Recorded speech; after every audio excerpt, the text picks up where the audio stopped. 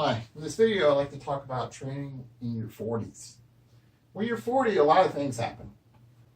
In your 40, you're probably working in your career if you're fortunate. You probably have a family, or family and friends. And you probably have, several responsibilities.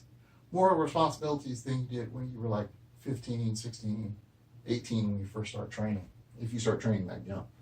So probably your first responsibility is going to be your family. You're going to have to fit your training in with your family schedule around their activities too. You're going to have to accommodate them. So you're setting up a training routine in your 40s. You're going to have to figure out how often can I train. So frequency again becomes important because you're going to have to figure out how often can I train. Recovery. Now recovery in your 40s is very interesting. It's not like it was in your 20s. At least it isn't for me when I became 40, when I first turned 40. What you have to do for the recovery is you need to monitor closely how your training is going. And how you do that, keep a training log. Do this. Let's say week 1. Training is going great. Week 2, you're training heavy. It's going great. And then all of a sudden you notice after a month or so, week 3, it's going like this. It's kind of going down. Week 4, it's down. It's like this. Pay attention to that. Design your routine around that. So when you design your routine, now you know, okay, go heavy. I can go heavy week 1, week 2. Maybe week 3, I need to back off a little bit. Maybe week 4, I can go back to going heavy, or maybe I could just take off and work on something else. Pay attention to this. This is going to be critical. You need to always pay attention to the recovery. And how you do that is keep detailed logs of what you're doing. That will definitely help you. Also, don't forget health.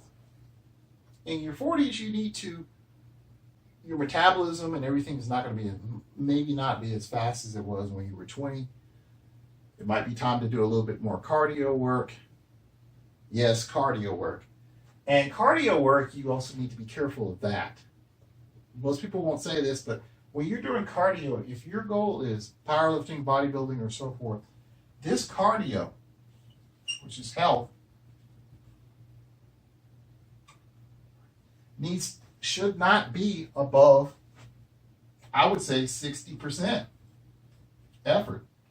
You don't want to have 100% cardio, because if your cardio is 100% effort, let's say you go out and let's say you're capable of riding your bike 10 miles or running 10 miles a day in one day.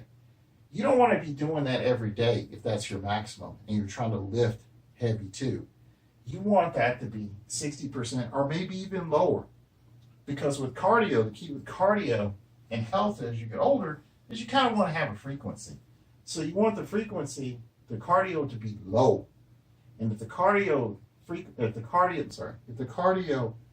intensity is low, 60% or below, you can do it more often and it won't really affect these training weeks that you have for your powerlifting, bodybuilding, or just general weightlifting. Me, I'm going to give you an example of what I do. My cardio is probably at 50%. And what I do is I go heavy these weeks right here. This week right here, the back off week, I increase my cardio. I increase the cardio. I still keep it at 60%.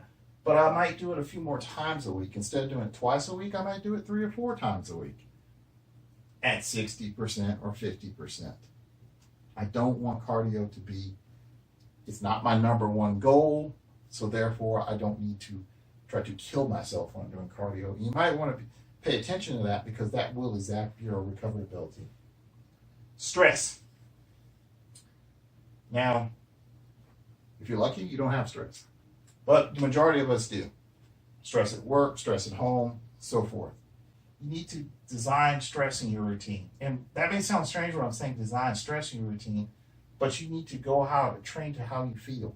If you had a rough day, you've been stressed out, then you might need to take off a week. You might need to lower how often you train until you get through this stressful period in time. You might need to just do cardio and just work on your health and take a little bit of time off from weightlifting until the stress is over. Stress dictates a lot because if your stress level is high, you're not going to be able to concentrate on, getting hyped up for that heavy squat or bench press or deadlift. So, and stress will help incidentally affect your health. So this one right here is just as important actually as this one, recovery. This will affect your recovery big time, as well as this. This is just my belief. Family should be number one above all else. That's the number one goal. You should pay more attention to that than what I believe as far as, this is just my personal belief, above everything else as far as weightlifting goes, or bodybuilding, powerlifting, whatever your fitness goals are. But make sure to get the recovery at 40 years old. Make sure that you have a training system that you're actually alternating heavy weeks and light weeks. Make sure that you're paying attention to, you're keeping adequate training logs, and you're learning how you're keeping notes so that you can learn when you usually start to drop off. Like I said, I usually drop off on the third week. I remember when I was younger, my dad used to tell me, hey, you need to take a deload every 6 weeks or every 8 weeks. And that was true. That was true at the time. But as I got older, I found out I needed one more often. You need to find out what yours is. And there's a lot of people on the internet saying deloads are, they're not real, they're not necessary. Well, I got one thing to say about deloads. If you don't take one, your body's going to make you take one sooner or later. It's going to happen. You're going to have a seriously bad training session. So why not do some research, monitor your training, find out when you start to decline in training, and just go ahead and schedule that deload in there and take advantage of it. So this is what training like is in your 40s. When I get to 50, I'll tell you what that one's like. For the 60s and 70s, I'll make a future video where I'm going to bring some people in their 60s and 70s so they can tell you a little bit of what it's like training at that age. But until then, if you have any questions or comments, please leave them in the comment section. I appreciate you watching this video. Thank you and have a great day.